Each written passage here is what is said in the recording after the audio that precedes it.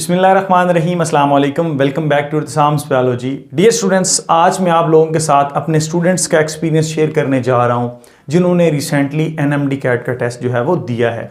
इससे प्रीवियस जो वीडियोस थी उसके अंदर मैंने आपको एनएमडी कैट में किस तरह से अपीयर होना है, उसकी रजिस्ट्रेशन और सारी कंप्लीट इन्फॉर्मेशन दी थी। और हमारा जो लास्ट लेक्चर था वो था फाइलम अकाइनोडर्मेटा पे।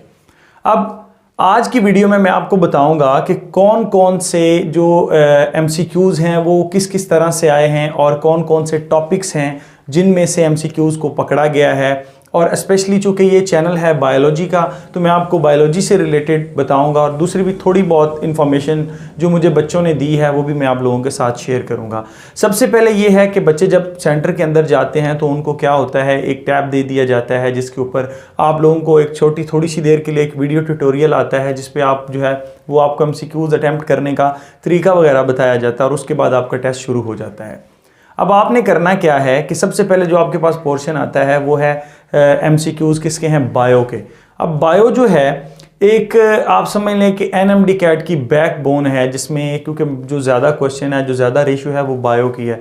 तो इसका मतलब है कि आपने बायो के अंदर जब मार्क्स ज़्यादा लेने हैं तो आपको उसी तरह से मेहनत भी ज़्यादा करनी पड़ेगी। और उसी तरह से अगर आप बायो के अंदर ज़्यादा मार्क्स ले जाते हैं तो आप ये समझ लें कि आपका जो टेस्ट है वो अच्छा होने जा रहा है। अब बहुत सारे बच्चे जो हैं उनके जो कमेंट्स मैंने सुने हैं, जो इधर उधर से बातें आई हैं, वो कहते हैं कि सर आउट ऑफ सिलेबस आया हुआ था, ये चीज़ थी, वो चीज़ थी।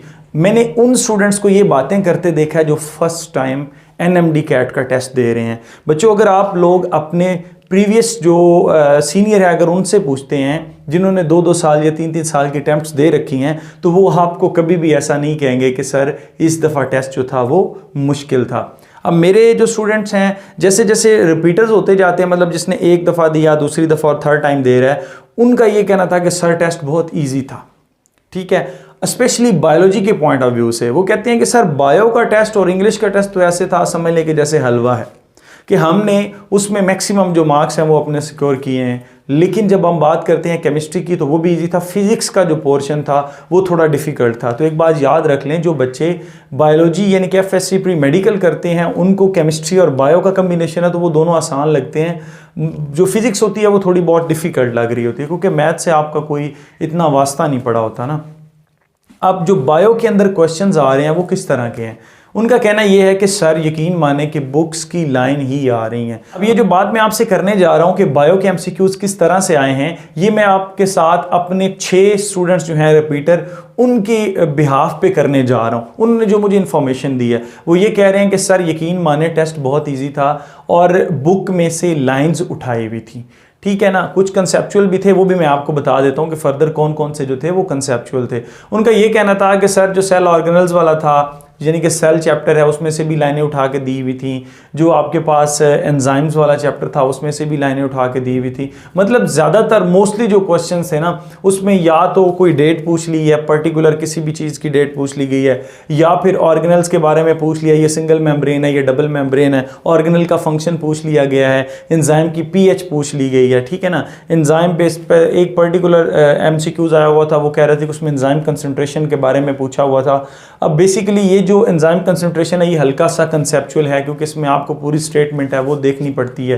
फिर उसके बाद जो उनका मतलब कि जो उन्होंने प्रेफर किया है ना कि आप बच्चों को ये बताएं कि ये टॉपिक्स जो हैं वो क्लियर कर लें अपने ज़्यादा, उसमें जो था वो ह्यूमन रिप्रोडक्शन पे था। यानी कि आप चैप्टर नंबर 18 अगर अच्छे से कर लेते हैं, इसी तरह से जेनेटिक्स का कुछ पोर्शन आता है। उसके बाद स्टूडेंट्स आपके पास जो चैप्टर नंबर 11 है उसमें से भी कुछ 2-4 क्वेश्चन जो हैं वो कंसेप्चुअल टाइप के आए हुए थे।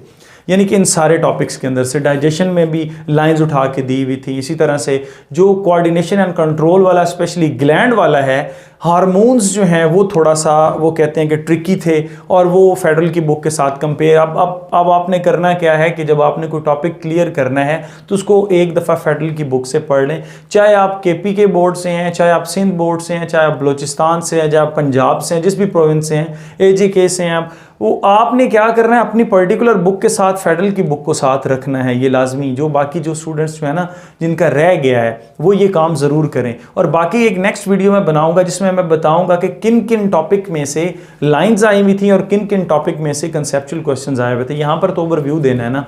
अब उनका जो एक्सपीरियंस था उसके मुताबिक टेस्ट इजी था बायो का, और इंग्लिश का तो वो कहते हैं कि सर था ही बहुत इजी, इंग्लिश का तो कोई 10th का बच्चा भी जो है वो आसानी के साथ कर लेता है। उसके बाद हमारे पास आते हैं लॉजिकल रीजनिंग, वो भी जो थे वो ज़्यादातर स्टेटमेंटल थे, यानी कि स्टेटमेंट आई हुई थी और उसके मुताबिक आपने आंसर को चूज़ करना था। वो भी वो कह रहे थे कि सर उसमें इतना प्रॉब्लम नहीं था। प्रॉब्लम आ रहा था कहाँ पर? फिज़िक्स के अंदर। फिज़िक्स के अंदर इनसे जो पहले स्टूडेंट्स थे उनका कहना था कि सर बहुत कम न्यूमेरिकल्स आए हैं, बहुत कम फार्मूला आए हैं, लेकिन इनका कहना था कि सर बहुत सारे फार्मूलाज पूछे गए थे और फिर एक फार्मूला से दूसरे फार्मूला को ड्राइव करना था। ये जो है ना, मतलब आप समझ लें कि 5-6 स्टूडेंट्स का डिफरेंट पेपर्स के अंदर जो है वो मैं आपको ओवरव्यू बता रहा हूँ। तो फिज़िक्स वो कह रहे थे कि कदरे मुश्किल थी as compare to chemistry and biology. I hope कि ये मेरी वीडियो आपको अच्छी लगी होगी। Stay connected. Thank you and अल्लाह हाफिज़।